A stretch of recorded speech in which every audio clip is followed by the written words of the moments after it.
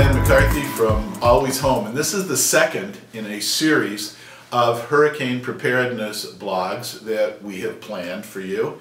The first one was done by our home care specialist in Hollywood, Florida, and the second one is kind of my preparation list for how you should be thinking about hurricane preparedness here in southwestern Florida.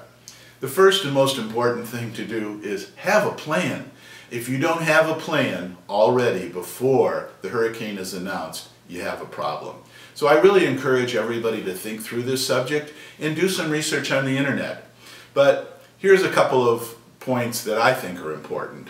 One, first and foremost, if you have any kind of medical condition, make sure you have sufficient medical supplies to take with you, your prescriptions and such. And you should have at least a 7-day supply on hand. You should have food, at least a 3-day supply to take with you. Disaster supplies, and we're going to go through a list of some of the things that I have in my preparedness pack, but there are things like flashlights, radios, first aid kits. Have clothing. And a couple changes of clothing, and most importantly, if it's at winter time and you're subject to any type of cold evenings, it would be great to have a sleeping bag or some type of protective gear that you could put over yourself. Have your car keys, and something that a lot of people forget about is your important documents, and I'm going to go through some of those that I think you should have also. So after you have your plan and you've kind of organized yourself, you want to think about protecting your home.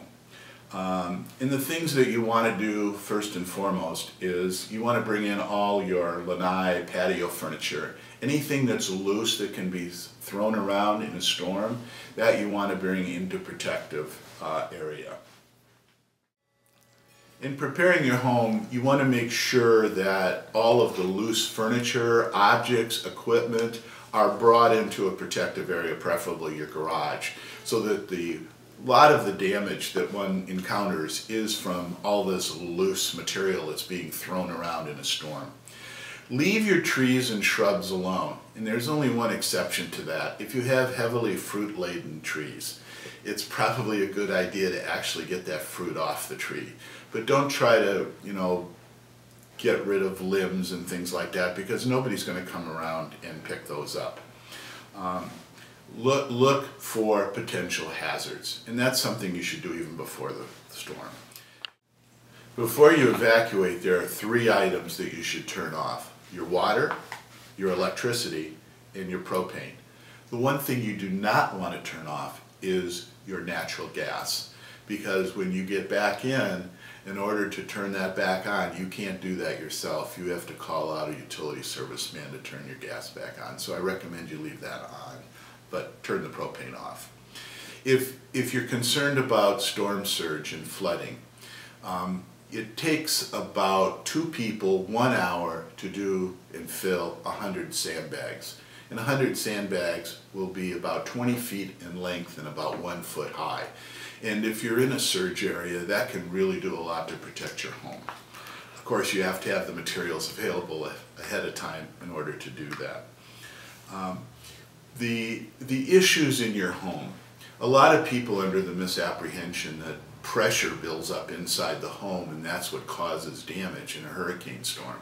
That is not the case. What you're trying to do is prevent the wind from getting inside the home. And that's why we use storm shutters, in order to take those vulnerable places in your home and cover those. I encourage you not to use plywood. That's really the last-ditch resort. You really want to have appropriately manufactured and installed hurricane shutters to protect your windows and openings, including the garage. We have our preferred service provider that does an excellent job, and that's Jansen Shutters and Windows here in the Sarasota area, but there are others. Sometimes people think that taping the windows is going to benefit them. The only thing that taping does would keep the glass from shattering. It is not really recommended to do that in a hurricane because it will not protect the window from blowing in and getting the wind inside your home. Protect your valuables. One thing, you can either take them with you or put them in a safe place. Another preventative idea that a lot of people talk about but rarely do, which is really important, is take an inventory of the items in your home. There are many ways to do this. You can have a written inventory, and if you do that, I suggest you put serial numbers of important things down.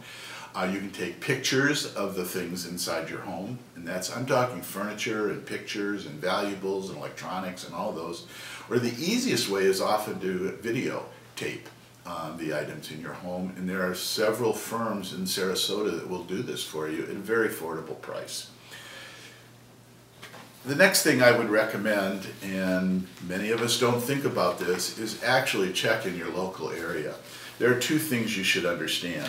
One, this is Sarasota's evacuation areas, and there are various levels of evacuation that they would designate. Clearly, those areas closest to the water are going to get the highest surge, and surge is an extremely important thing. Flood surge is the most critical item that you have to be concerned about. In hurricanes, 9 out of 10 deaths occur because of flood surge, not because of the winds and the falling debris that comes from that. So being aware of what area you're in is extremely important. So areas like Siesta Key, Lido Key, Longboat, Casey Key, those are going to be your most vulnerable areas. And those are the areas that ought to be considered evacuating first. If for any reason you're living in a mobile home or an RV, you must evacuate as soon as you hear about any type of hurricane coming in, because they are the most vulnerable type of facilities. The surge that comes from the water, the saltwater areas, range in a category 1 to possibly up to 5 to 6 feet. To up to category 5, the surge can be as much as 19 feet high. So you can imagine how far inland that can really carry. And it theoretically could move in the Sarasota area all the way over to Highway 75.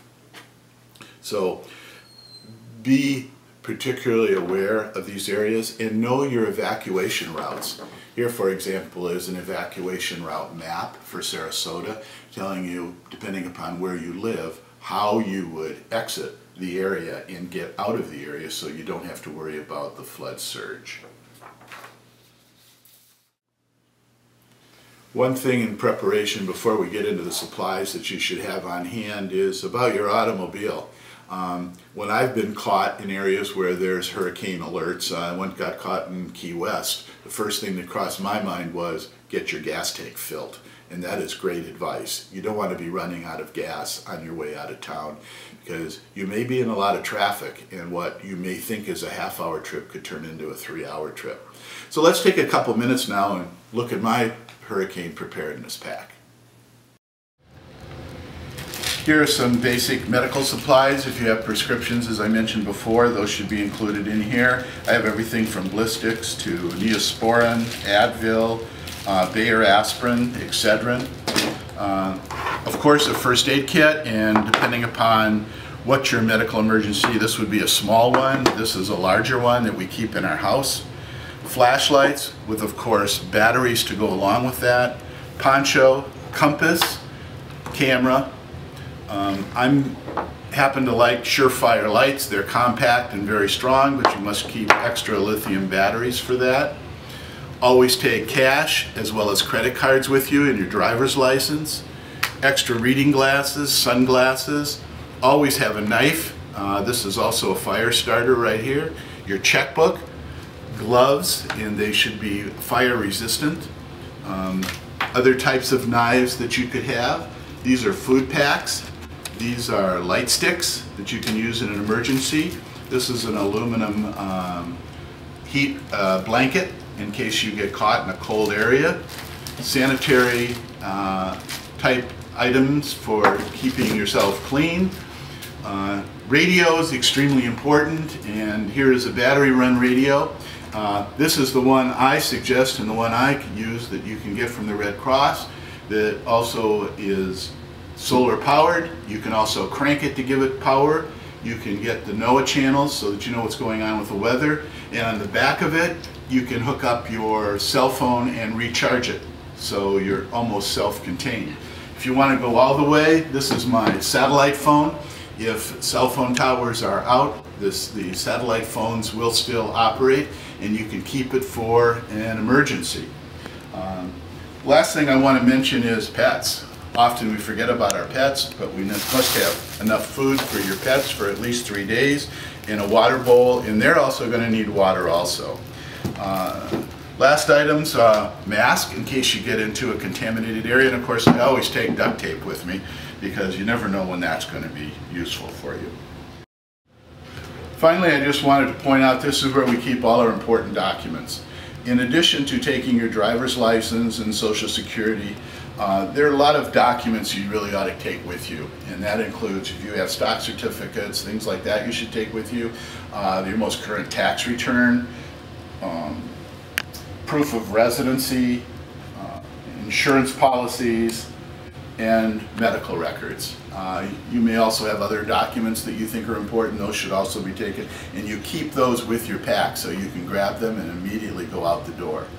So that's my quick and dirty for this week on hurricane preparedness, and next week we'll be on to our third in a series of hurricane preparedness talks.